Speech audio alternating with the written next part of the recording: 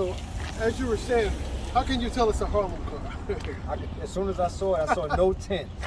Fishbowl. Harlem car. Because I used to come up to 125th. It was Wednesday night. Well, I think it was the amateur night. It was Wednesdays, right? Right. And I had just got my Chevy Blazer. And it was an '84 Blazer. Okay. So I got my Vance for my first album in '90. So it was '90 when I started driving. Right. I had some chrome wheel component rims on it. Couldn't tell me nothing. I had 215s, 212s in the back. Red interior. I was Right. Go get some Uptown Girls. Right. So we would roll that loop around Apollo Theater, and all we would see is cars BBS'd out. Right. No tents. I was like, damn, they don't rock tents in Harlem. Why? It's crazy. It's different. But I like it because the girls can see you. Yeah, that's the whole point, that's right? The whole point. So I definitely, as soon as I saw the car, I was like, yeah, that's Harlem business right there. That's right. So what drew you to what was your love for cars? Like, what drew you to like the car culture? Just wanting the car, other than transportation. Yeah. It probably started in '90 when I got that first Blazer. Right. Because when I got the car, it was a used Blazer or whatever, but I knew I was gonna throw rims on, I was gonna hook it up. Right. And I had been, I would see dudes driving, the hustlers and all that, and I was like, yeah, I want. It was all about the girls. I'm in my 20s. I'm just trying to pull girls. Yeah. So I want my joint to look fresh, and so I just started buying.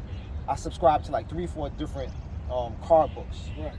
I don't even remember the names of them. Lowrider was one. Definitely Lowrider. It was Lowrider. Dang, I can't remember half of them, but I had about 3 or 4 subscriptions. Right. In my crib, I probably had 300-400 car magazines. Right. Truck. I used to love trucking was one of them too, because they had the pickups with the rims and all that. So I like different. So I was always looking for different. Right. And then I took my first trip out to LA. Glad you mentioned that. Took my first trip to LA around that same time, around 90, 91. I went out to LA. And when I got out there, it was a whole new world. Like the style of cars was way different. It's way different. The culture I had never seen Dayton's before. Right. I had never seen those older, 64 Impalas with candy paint and all that. I was like, this is some next stuff. Chrome suspension, all every nut and bolt chrome plated. It was a whole new world for me. And from there, I was like, then I started buying books that associated themselves with that. Right. But that's where it all really started. Well, what I noticed is, obviously, when you took those trips, it spilled into your music, because then we had Jeep Ass Nigga, we had Sitting on Chrome. Yeah. And then you, in my opinion, was one of the first East Coast artists that merged the West Coast car culture. From an East Coast perspective, because you would go over there, I would see you at the Lowrider shows performing. Yeah. You do your videos, you're at the actual Lowrider car shows filming. And from a New York perspective, unless you travel, New York knew nothing about Lowrider, right. Especially at that time. Except for a selected few. Yeah. So you brought that to the East Coast through your music or whatever. You know what I mean? So you always give you credit for like you're not a car rapper, but you was always. I'm gonna tell you how it started though. Right. So in '90, when I was working on my first album, Take a Look Around. Marley was also working on Mama Said Knock You Out for LL. Right. Wow. And I was actually in the session when he was mixing Booming System. You was there. I mean, he didn't finish it that day. Right. But I was there when he was turning knobs, and I was asking a lot of questions about how you get that bass like that, or whatever. Right. And he told me a few tricks or whatever, but ultimately, he gave me a cassette so that I could test it out in my truck. In your truck, right. To see what the low end was like. So then it became, the system was first. Right. And the car was almost like second to the system, because if your show was knocking, girls was like, who that?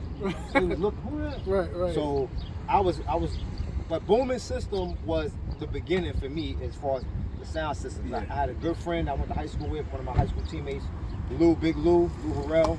Right. And he started doing systems from his aunt's garage in Bed-Stuy, Brooklyn. And dudes was coming through.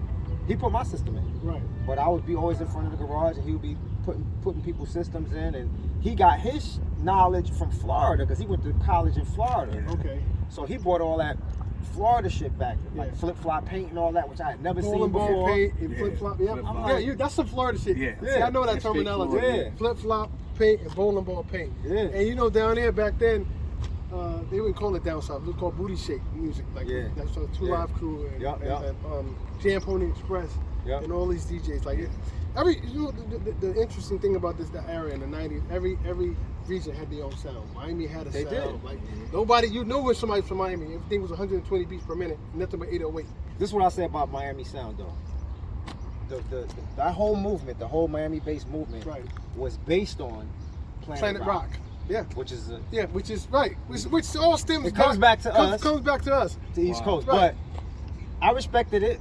But it was like literally every song was Planet Rock with different chords and different hooks. I was like, it's Planet Rock all over again. Yeah, you're right. They just kept it going. Recycling it. Right. It's kind of like it was like, you know how house music is the same beat. Kinda. Pretty much same BPM. That's kind of how Miami. Dance hall is like that too. Dance hall too. That's how Miami bass was. It's basically just 120. Everything's damn near 120. Everything.